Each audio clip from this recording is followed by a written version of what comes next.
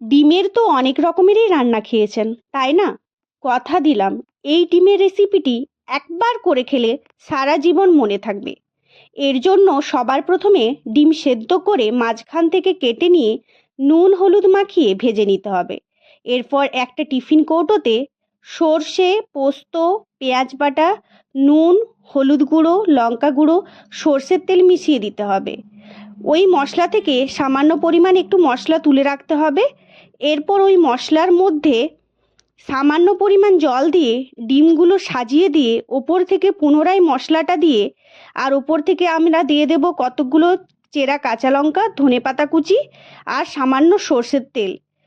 40 minute মতো ভাপে দিলেই এই ডিম ভাপা একদম রেডি। গরম ভাতের সাথে পুরো জমে যাবে। সকলকে জানাই মেরি ক্রিসমাস। ভিডিওটা ভালো লাগলে লাইক, কমেন্ট, শেয়ার এবং সাবস্ক্রাইব করে দেবেন।